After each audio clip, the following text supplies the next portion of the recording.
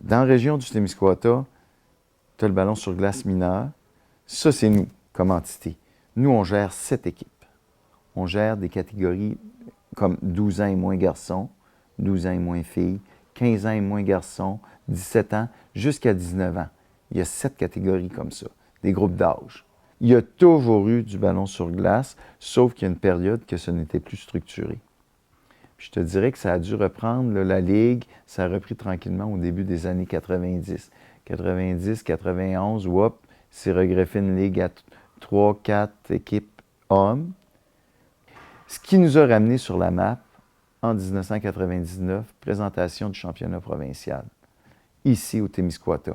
Donc, on s'est restructuré d'une nouvelle façon. Les équipes mixtes ont fait leur apparition pour le championnat provincial. Au championnat provincial, c'était la première fois que 2 équipes du Témiscouata remportaient un titre provincial.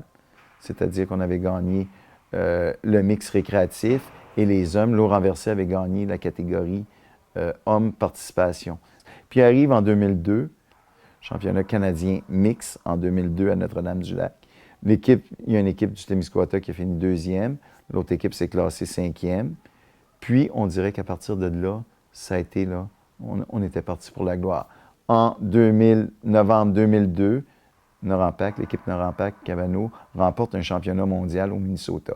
Là, ça a comme allumé des gens, puis dire, bien, il y a encore du ballon sur glace au Témiscouata, on est d'un calibre mondial, on est capable de gagner un mondial. Donc là, ça a vraiment donné nos lettres de noblesse, si tu veux, pour les années suivantes. 2002-2003, moi, j'ai redémarré dans les écoles un programme mineur, puis c'est présentement ce qu'on bénéficie. C'est les jeunes qui ont parti de ce programme-là, qui ont remporté des médailles aux Canadiens, qui sont champions provinciaux.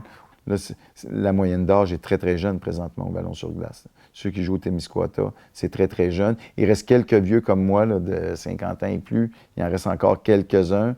Quelques-uns encore entre 40 et 50, mais le restant, c'est 25 ans et moins. Beaucoup de jeunes joueurs de 25 ans.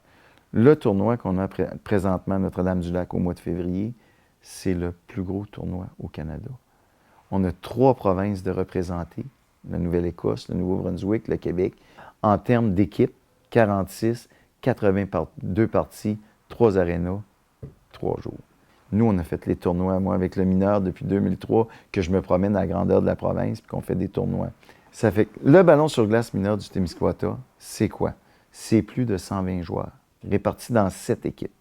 Ces jeunes-là, durant l'année, s'entraînent à raison d'une fois par semaine, les samedis soirs, à Notre-Dame ou à Cabano. C'est un entraînement par semaine et 7 à 8 tournois par année, incluant les championnats provinciaux.